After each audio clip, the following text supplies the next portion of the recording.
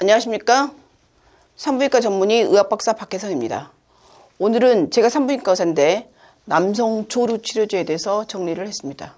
여성들이 이제 불감증이나 오르가슴 장애로 오시는데 남자들 시간이 짧을 경우 아무리 많은 테크닉을 가르쳐줘도 해결이 안 되는 경우가 많고, 그리고 조루는 그 사람들이 굉장히 걱정을 하고 근심하는 것에 비해서 치료가 그렇게 어렵지 않아서 조루 치료제에 대해서 오늘 정리를 해봤습니다. 많은 분들에게 도움이나 희망이 되길 바랍니다. 산부인과 진료로 오시는 여성 중에 남편의 조루증 때문에 고민인 여성이 생각보다 많습니다. 성관계를 했는데 오르가슴에 고개를 넘어갈 듯 하면서 못 넘어가니까 흥분했다가 짜증으로 바뀌면서 끝나버리는 거죠. 그래서 남성이 조루일 경우 아내를 위해서든 남성의 자존감을 위해서든 조루 치료 약물에 대해서 정보를 알고 복용하는 것을 시도해 볼 것을 꼭 권해드립니다. 조루증은 40세 미만 남성에게 가장 흔한 유형의 성기능 장애입니다. 젊은 사람한테 많죠. 나이가 들면 저절로 좋아진다고 얘기를 하긴 한데, 하여간 어쨌든 굉장히 젊은 사람들한테 큰 고민인 거죠. 가끔 발생하는 경우는 큰 걱정할 필요가 없는데, 성관계를 할 때 50% 이상에서 조루증이 있다 그러면 치료가 고려됩니다. 특히 파트너가 성적으로 만족하지 못하는 경우는 반드시 치료를 권하고 싶습니다. 만약에 남자도 여자도 아무 문제가 없어, 그럼 치료 안 하셔도 돼요. 이거는 그냥 만족도의 문제이기 때문에 꼭 이것이 병은 아니거든요. 하지만 만족도를 위해서 치료를 고려를 합니다. 조루증의 정의가 굉장히 많습니다.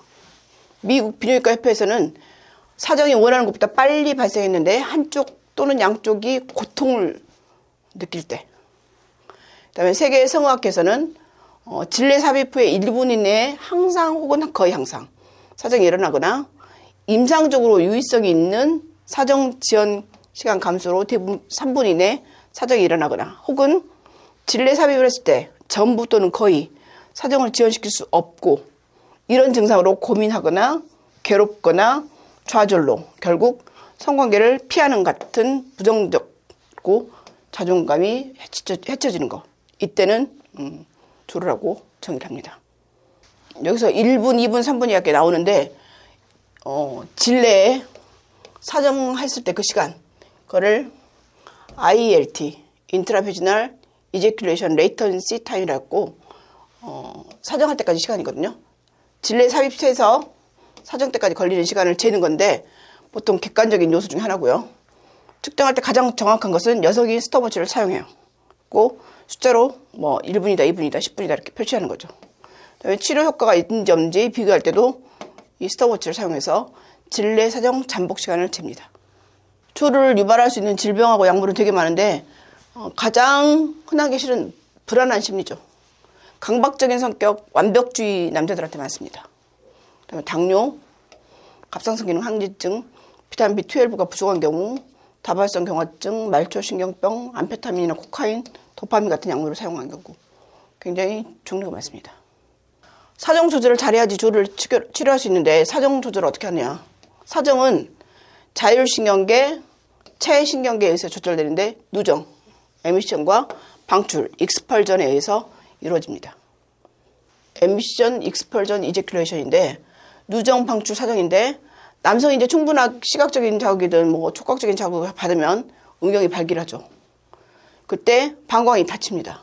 그리고 정자가 들어있는 정액이 전립선, 분비선 안쪽에 있는 정낭이라고 하는데 여기 모이면서 이거를 누정이라고 합니다. 그래서 사정액이 나올 때 이 누정 단계에서 정낭 안에 정액이 가득 틉니다. 그러면서 평상시보다 한 3배 정도 커지고 이 커진 압력이 뇌나 척수의 사정 반사를 자극해서 정액을 방출하게 됩니다. 남자가 시각적으로 자극을 받아요. 자극을 받으면 눈에서 이렇게 척추를 통해서 이렇게 부고관이나 정낭이나 이런 데 전립선에 정액이 고이면서 그때 방광은 닫히고 이게 누정이 됩니다. 누정이 되면 이 음부신경을 통해서 이렇게 가서 다시 뇌로 연결을 해요. 그럼 뇌에서 사정 조절, 정액이 찼다고 신호를 다시 보내면 다시 척수신경을 통해서 이렇게 사정 발생기에서 구회면체, 골반저 근육 이런 것이 수축하면서 익스펄전, 정액을 방출하게 됩니다. 그러면 이 음부신경을 통해서 음경을 통해서 사정이 됩니다. 그럴 때 이 말초 음경에다 작용하는 게 리도케인 젤리 같은 거고요.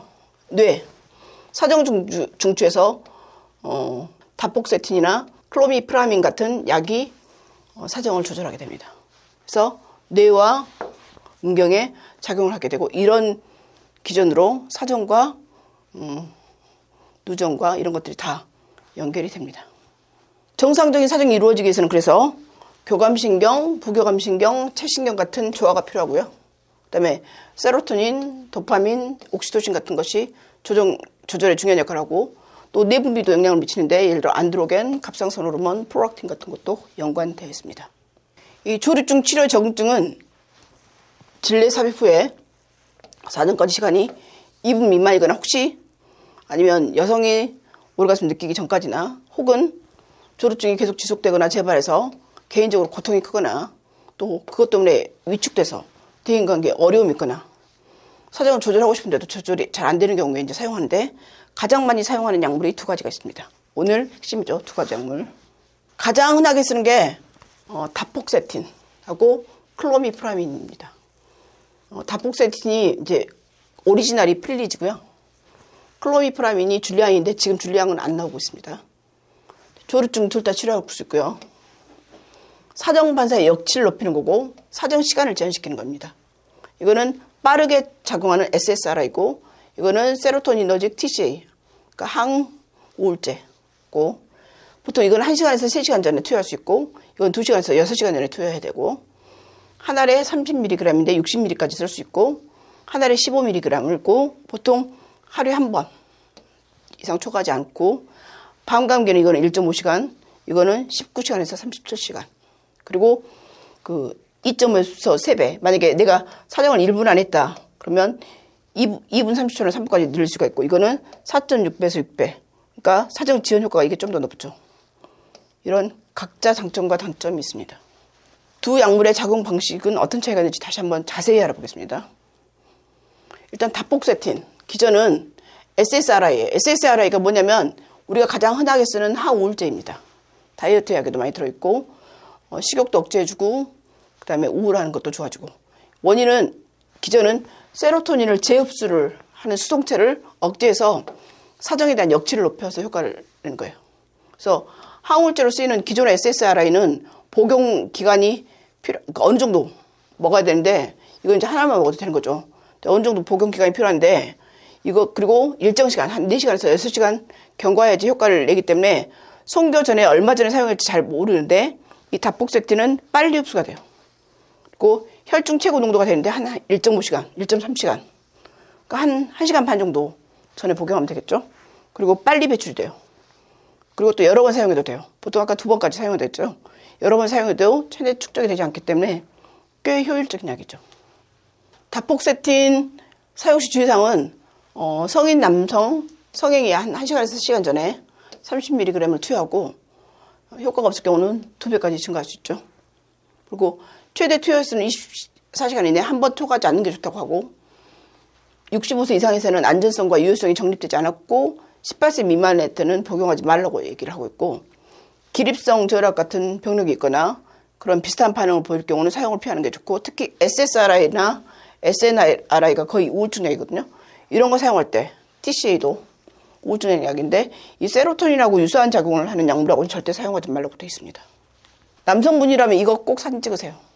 다폭세틴에 우리나라에 나와 있는 약 종류거든요. 보면 타폭센정 30ml, 60ml 제뉴원 사이언스라고 하는 제약회사에서 나오고 있고요.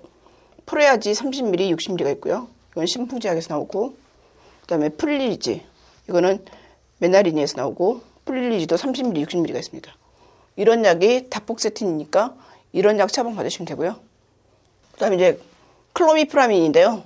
클로미프라민이 25하고 50ml가 있는데 이것은 강박증 치료제로 사용되는 항우울제예요. 그래서 항우울제로는 이렇게 쓰고 15mg이 조류증 치료제로 허가가 되었습니다. 만약에 클로미프라민을 먹으려면 15ml를 먹어야겠죠.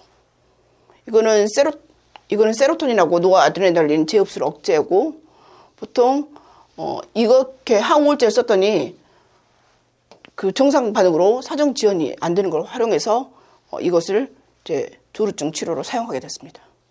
클로미프라민 사용 시 주의사항은 보통 이거는 2시간에서 6시간 전에 먹어야 돼요. 15mg을. 최기대 투여 횟수는 하루에 한 번이에요. 그리고 고령자의 조루증 위해서는 안전성과 유효성이 확립되지 않았고 소아나 여성은 복용하지 말라고 되어 있어요. 그다음에 SSRI나 SNRI 같은 거를 포함했을 때 병용 금기입니다. 그다음에 항콜린성 약물의 눈, 중추신경계, 위장관, 방광에 대한 효과를 증가시킬 수 있으니까 항콜린성 약물 먹을 때도 조심해야 됩니다. 이것도 남성분들 사진 찍으세요. 클로미프라민은 뭐 있냐면 그로민 10mg 명인제약 거 있고 그다음에 그로민 25mg 명인제약이 있는데 이거는 10mg, 25mg는 그 정신과 약이잖아요. 여기 말고 네노마 15mg이거든요. 동아 ST에 나오는 네노마 먹거나 컨덴시아 15mg 제일 약품이고 그다음에 클로잭 종근당 그다음에 이것도 25mg니까 안 되겠다. 이 세 가지 중에 하나. 네노마, 컨덴시아, 클로잭. 특히 저는 이제 네노마를 가장 많이 처방하고 있는데 어쨌든 이 15mg이 조루증 치료제에 허가되는 사항입니다.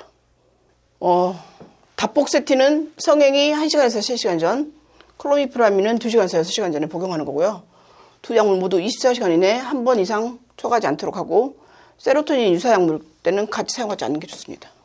보통 다폭세틴, 클로미프라민, 그 다음에 리도케인 이게 세 가지를 쓰죠. 리도케인은 보통 국소적으로 스프레이나 젤 형태가 있습니다. 조루증 고민만 하지 말고 적극적으로 치료했으면 좋겠고요. 극복할 수 있는 방법이 있다고 하면 시도해보는 것이 좋지 않을까 생각합니다. 전문가는 그 약의 작용과 부작용에 대해서 충분한 설명을 해줄 거고 특히 비뇨기과에 가서 진단받고 약을 처방받으시면 됩니다.